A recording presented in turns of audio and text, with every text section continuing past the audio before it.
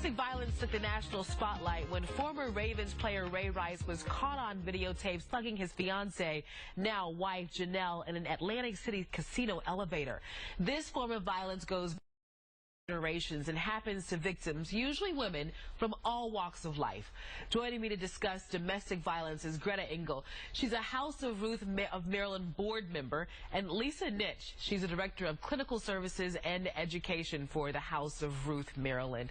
Ladies, welcome and thanks for joining me. Thanks. Hi, thanks. Good to be here. This is a tough subject, but before we get into it, let's talk about the House of Ruth. What is it? What does it do? The House of Ruth is a comprehensive service agency thought of as a one-stop shop where we have counseling for survivors and victims, their children. We work with them in as family systems, legal clinics, case management. We can help with protective orders and some limited divorce and custody. We are best known probably for our emergency shelter, and we also have services for the abusive partner, programming to help them learn some new behaviors. Gotcha. And now, I guess here at the House of Ruth, of course, with the issue of domestic violence really making a national spotlight, not anything that anyone wants to see, but how has that affected maybe how you do some of the services there, or how you reach out to the women and men who need those services? Absolutely.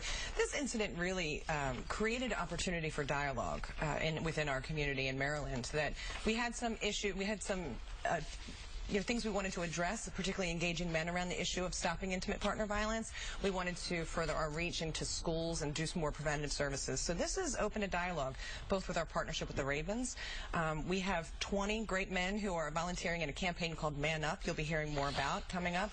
But also, I think most importantly what we've seen is increasing our work with employers and human resources departments to let them know that they need to be prepared in case they have a survivor or a perpetrator on their staff.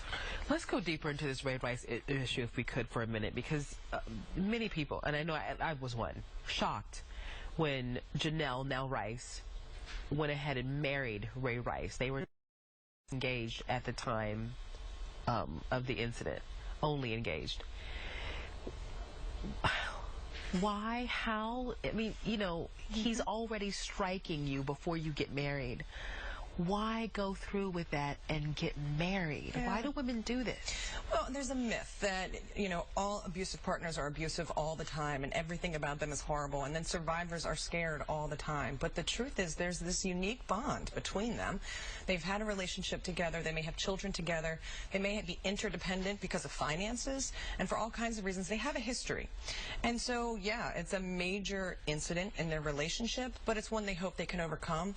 Almost every survivor I've ever worked with has had hope that their abusive partner would change.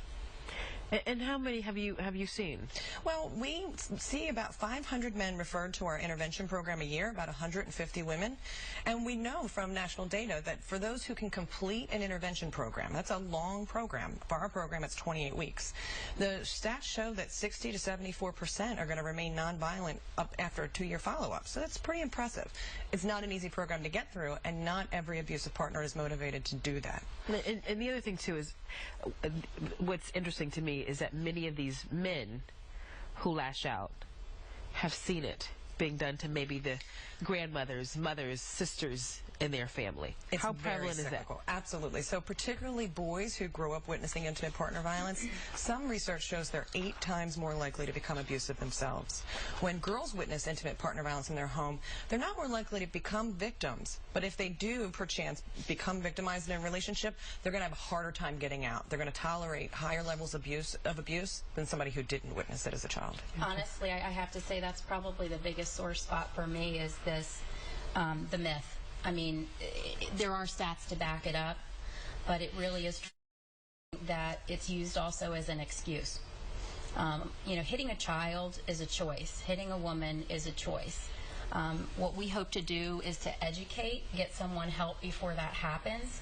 I'm a great example of that, and my brother is as well. We both broke that cycle. It's very possible to do it. Absolutely. So. And now you're kind of changing the name. It's from domestic violence to intimate partner violence. And I don't want to say the House of Ruth is, but there's this national movement to change the name from domestic violence to intimate partner violence. Why is that? We want to distinguish intimate partner violence for other types of violence that may happen in the home. For example, child abuse and elder abuse, or violence between siblings, or that can happen.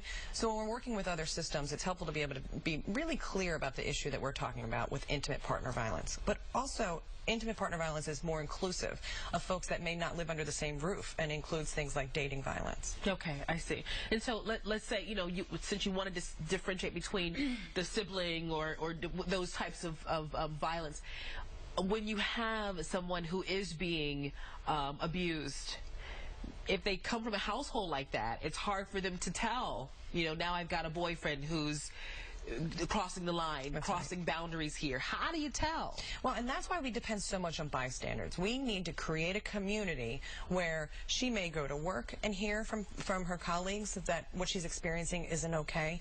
We want her to hear from other family members that what she's experiencing isn't okay. Maybe the school she attends, that the church that she attends, that every point in the community, and that's really where our focus is, expanding our reach to create a community shift to make it unacceptable. Gotcha. I've always heard this phrase or statement, but the person who you choose to partner with is a direct mirror or a direct relationship of how you feel about yourself. I've heard similar, that you accept the kind of love that you think you deserve. I don't know that that's necessarily true for the survivors that we've worked with. Why not? But they have, in some cases, come to believe what they're told. And so I have seen educated, strong, intelligent women, who have resources, say, I can't believe I found myself in this place. That at some point they realized what was happening to them wasn't okay. But abusers do pick at the self-esteem. There's a famous quote from a battered woman that says, the physical and the sexual violence makes me hate him, but the emotional abuse makes me hate myself. And people do start to internalize messages, and so that can happen over time, where people feel that maybe they deserve to be abused because of maybe something that they did or said or who they are. Okay, and so now you have the spring luncheon coming up. Tell me more about that. So the spring luncheon is another segue to what Lisa mentioned. We actually have a keynote speaker. Her name is Leslie Morgan Steiner. And Leslie is someone that I can certainly identify with. She's a working woman. In her case, she's actually Ivy League educated and had a great job in New York, had everything going for her. And this incredibly strong, well-educated woman who should know what's appropriate, what's not, allowed herself to be controlled, manipulated, and nearly killed by her husband. So it is really a compelling, story to share, and it affects someone that you know. Okay, there's no doubt about it. The bottom line message to victims today is whether you find yourself in the situation or for some way or another somebody leads you into it, how do you get out? Well, we know this is happening to a quarter of women. 1 in 4 women is going to experience intimate partner violence. And so it's important to reach out for help. We encourage people, if you're not sure, if you're supposed to be in a relationship that makes you feel safe and that makes you feel respected. And if you're not feeling those two things at all times, even during conflict, physically and emotionally, just pick up the phone and call our hotline. And the 24-hour hotline is 410-889-RUTH. There's always a trained person on that line. If you're not sure if you should call, I encourage you to call. Just call anyway. Absolutely. Somebody's there to talk to you. No one's going to tell you you shouldn't have called. Good. 410-889-RUTH. That's right. All right. Greta Engel, Lisa Nitsch. Thank you for joining me. Thanks, Gigi.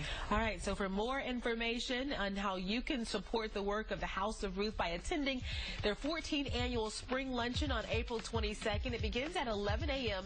at the Hilton Baltimore. Just call 410-554-8448 or go online at hruthmd.org. And if you or you know someone who is a victim of domestic violence, that number again to call the House of Ruth 24-hour hotline, just pick up the phone, somebody will answer, 410-889